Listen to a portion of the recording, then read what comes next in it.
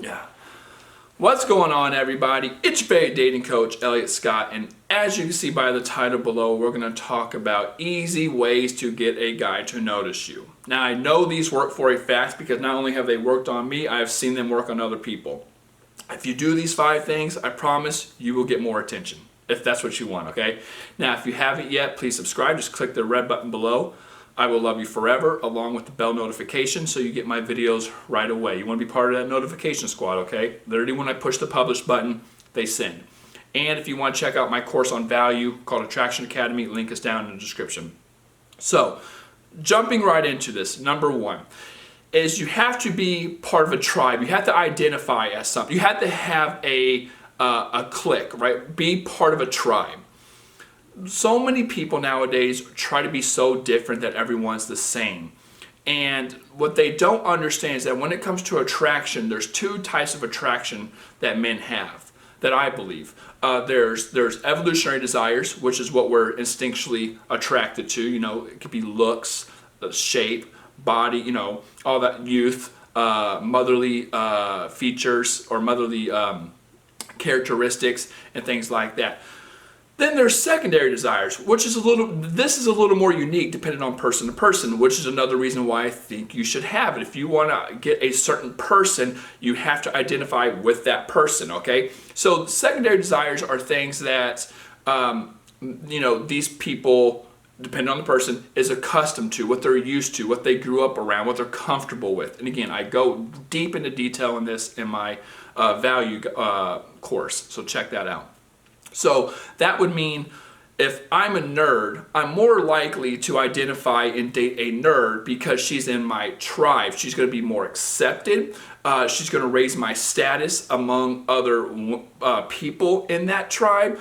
You know, that's more likely than if I were to date somebody who's like opposite, like she's a cheerleader, for example. If I'm a nerd, I'm less likely to date a cheerleader than I am someone in my own tribe. So you have to be identified as something so you can be accepted as such, okay? That's just how it works. A lot of people don't agree with that, but it has been proven. It has worked with me. I've always dated someone who I have not only similar interests with, but who I see as identifies within my tribe. I do have a preference, even though I do believe you can date someone out of your preference. And that's probably more evolutionary desires. Like there's reasons why they click certain things or they fill a void. But people usually date people within a tribe or who they identify as within something that they are familiar with or that they can relate to, just because it's safer. It's more comfortable. It's more likely to work out. No one's going to jump into a relationship if they don't think it's going to work out, okay? So, number 2 would be to smell good. I know that sounds really stupid, but let me tell you a story that just happened to me yesterday, which is the reason I'm making this video. I was in Barnes & Noble looking up, just getting books for these type of things. I love to read on psychology and dating and relationships. And I saw Matthew Hussey's book, but whatever, that's a different day. And I squeezed through the aisle because there were these 2 other girls, young girls, young 20s, early 20s, and I pass them by, okay? And I suck in, to try to squeeze through, and I smell her. Now, I don't smell like a freak. I'm not like, no, I just, it's looming, and I smell her. And I'm just like, oh, fuck. Like, in my head, of course. I'm just like, holy shit, she smells really good. And that smell lingers in your head. After it goes in your nostrils and goes up in your brain, it stays there. And you start reminiscing. You just tend to, now I read you reminisce and you remember smells more than you do everything else. Like, they bring up things faster in the brain other than, like memories or, things that you see. Smell just has a strong thing that keeps guys hooked, that keeps guys interested, that keeps guys thinking about you.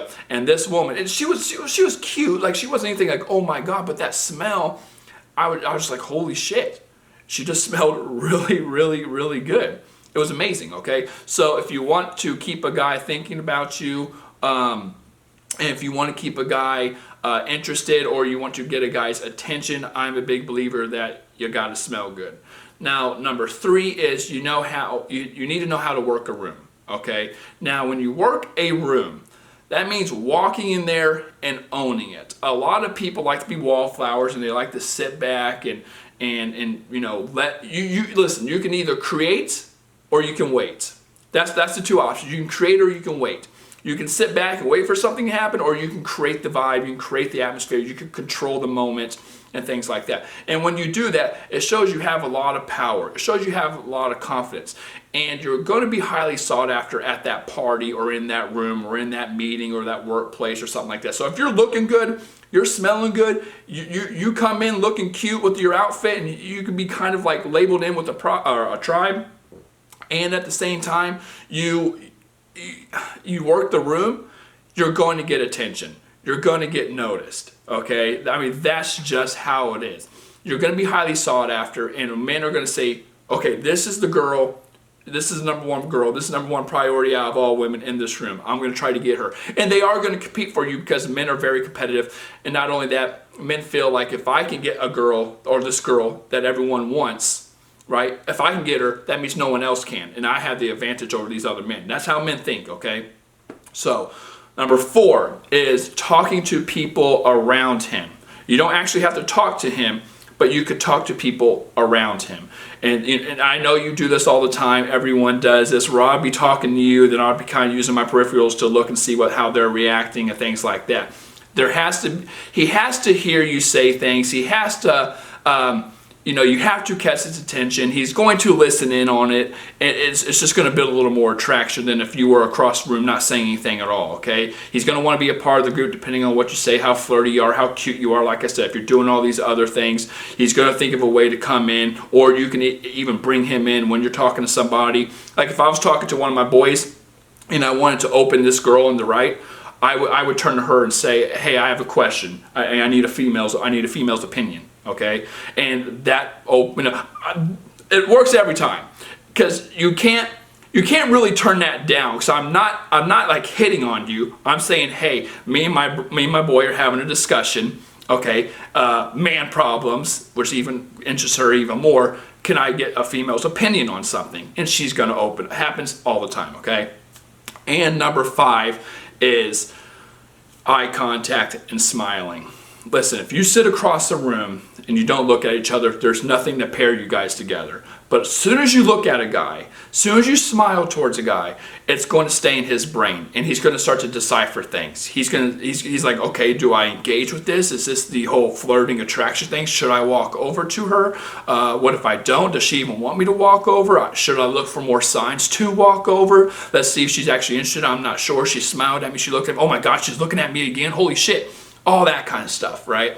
And of course, as you probably have done this before, the guy's going to keep on looking at you. He's going to keep on looking up. He's going to try to keep on digging for signs, and then hopefully something comes out of it, okay? So with that being said, ladies, there you go. 5 easy tricks to get a guy to notice you. These all work with no problem at all. I've seen it work tons and tons and tons of times.